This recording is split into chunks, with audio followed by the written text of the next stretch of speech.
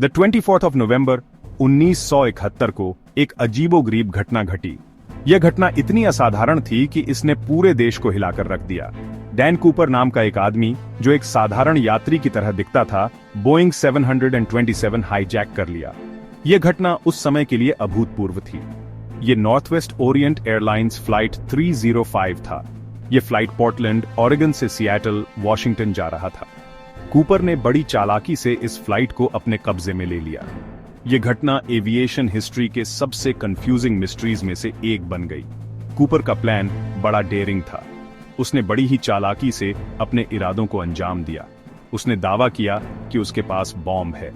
इस धमकी ने यात्रियों और क्रू मेंबर्स को हिलाकर रख दिया। उसने $2 लाख कैश और 4 पैराशूट्स मांगे।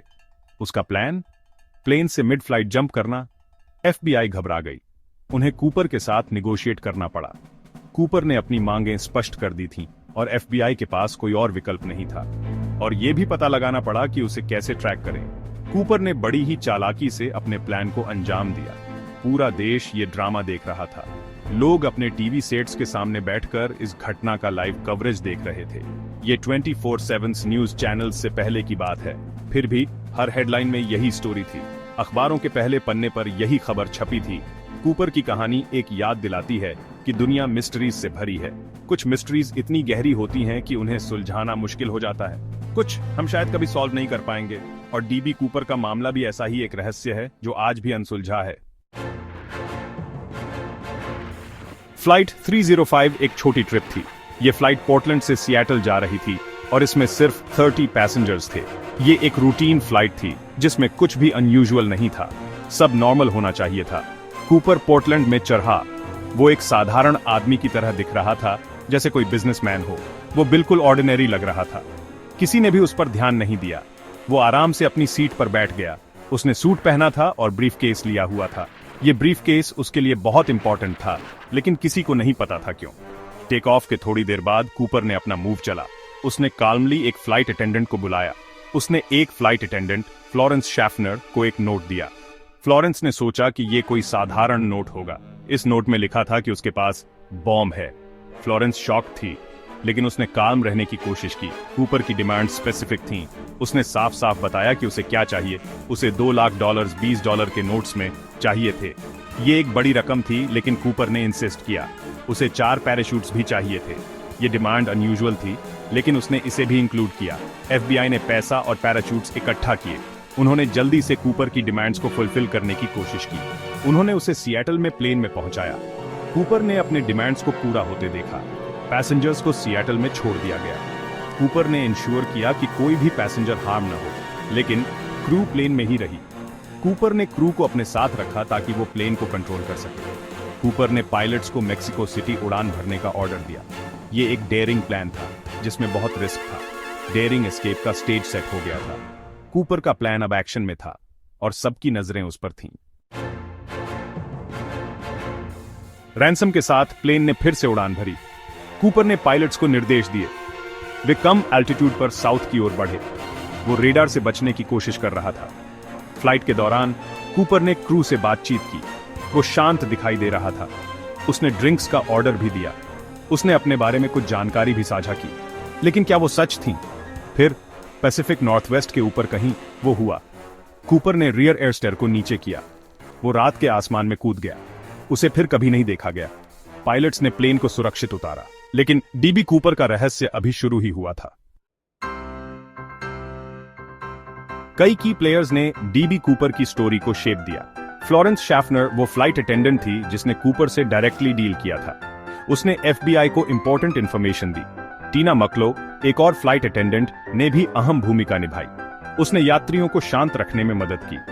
कूपर के कूदने के बाद उसने पायलटों की सहायता की। FBI ने एक विशेष टास्क फोर्स बनाई। वे केस को सुलझाने के लिए दृढ़ थे। उन्होंने सैकड़ों लोगों से पूछताछ की। उन्होंने कई सुरागों का पीछा किया। एक प्रमुख अन्वेषक, राल्फ हिमेल्सबाख, ने वर्षों इस केस को समर्पित किए। उसने कूपर को ढूंढने की उम्मीद कभी नहीं छोड़ी। Section 5, the money trail, Pacific Northwest में क्लूज। FBI के पास कुछ ही क्लूज थे। उनकी सबसे बड़ी होप रैंसम मनी थी। उन्होंने बिल्स के सीरियल नंबर्स नोट कर लिए थे। 1980 में एक यंग बॉय ने एक खोज की। उसे सड़ते हुए $20 के नोट्स का एक बंडल मिला। वे कूपर केस के सीरियल नंबर से मैच करते थे। पैसा कोलंबिया रिवर के पास मिला था। इस डिस्कवरी ने स्पेकुलेशन को हवा दी। क्या कूपर जंप से बच गया? क्या वो रिवर में ड्राउन हो गया? एक्सटेंसिव सर्च के बावजूद कूपर का कोई और ट्रेस नहीं मिला। पैसे की डिस्कवरी मिस्टीरियस हाईजैकर से सबसे पक्का लिंक है। Section 6, theories take flight. क्या वो बच सकता था? वो कौन था? ये सवाल आज भी लोगों के मन में गूंजते हैं। सालों से कई थ्योरीज सामने आई हैं। कुछ थ्योरीज ने लोगों की इमेजिनेशन को जकड़ लिया है। कुछ का मानना है कि कूपर एक स्किल्ड स्काई डाइवर था। वो हवा में अपने मूवमेंट्स को कंट्रोल कर सकता था। उन्हें लगता है कि उसने जंप केयरफुली प्लान किया था और बच गया। उसने हर डिटेल पर ध्यान दिया था। दूसरों का तर्क है कि वो बच नहीं सकता था।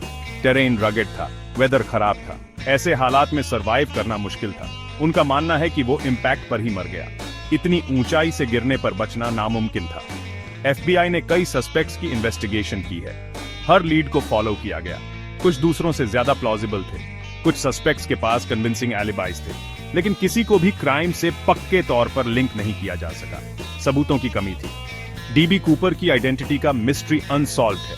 वो कौन था? ये सवाल आज भी बना हुआ है। क्या वो एक सीजन्ड क्रिमिनल था, थ्रिल सीकर, या फिर कोई ऑर्डिनरी आदमी जिसने एक्स्ट्रॉर्डिनरी काम किया? हम शायद कभी नहीं जान पाएंगे। ये मिस्ट्री हमेशा के लिए एक रहस्य ही रह सकता है। सेक्शन 7, द कूपर केस, एक अनसुलझा रहस्य। DB कूपर केस अब भी अनसॉल्व्ड है। ये US हिस्ट्री का only unsolved air piracy case है। FBI ने ऑफिशियली 2016 में एक्टिव इन्वेस्टिगेशन सस्पेंड कर दी थी, लेकिन केस अब भी लोगों को फैसिनेट करता है। ये कहानी अब भी क्यों चलती है? शायद क्राइम की ऑडेसिटी की वजह से। एक आदमी ने प्लेन हाईजैक किया और गायब हो गया। शायद आंसर्स की कमी की वजह से हम पॉसिबिलिटीज के बारे में सोचते रह जाते हैं। DB कूपर कौन था? रीजन चाहे जो भी हो, DB कूपर की कहानी हमारे इमेजिनेशंस को कैप्चर करती रहती है। सेक्शन 8, पॉपुलर कल्चर में DB Cooper. DB Cooper case ने पॉपुलर कल्चर में अपनी जगह बना ली है। इसने बुक्स, मूवीज और सॉन्ग्स को प्रेरित किया है। मिस्ट्री को टेलीविजन शोज में भी दिखाया गया है। अनसॉल्व्ड मिस्ट्रीज ने इस केस पर एक एपिसोड बनाया था। इस केस ने फिक्शनल अकाउंट्स को भी प्रेरित किया है। कुछ stories loosely based on real events हैं, बाकी स्टोरीज क्रिएटिव लिबर्टीज लेते हैं। DB कूपर के साथ फैसिनेशन हमारे बारे में कुछ रिवील करता है। हम मिस्ट्रीज की ओर खींचे चले जाते हैं। हम बिलीव करना चाहते हैं कि कुछ भी पॉसिबल है। सेक्शन 9, अननोन का आकर्षण। DB कूपर की कहानी हमें मिस्ट्री की ताकत की याद दिलाती है। ये एक ऐसी कहानी है जिसमें सब कुछ है, क्राइम, एडवेंचर और अननोन। हम शायद पूरी सच्चाई कभी नहीं जान पाएंगे, लेकिन यही केस को इतना कंपेलिंग बनाता है। ब्रह्मांड रहस्यों से भरा है, बड़े और छोटे। कुछ हम विज्ञान और तर्क से हल कर सकते हैं, बाकी DB कूपर के केस की तरह इलूसिव रहते हैं। और शायद ये ठीक है। अननोन हमें जिज्ञासु रखता है। ये हमें याद दिलाता है कि अभी भी बहुत कुछ खोजा जाना बाकी है।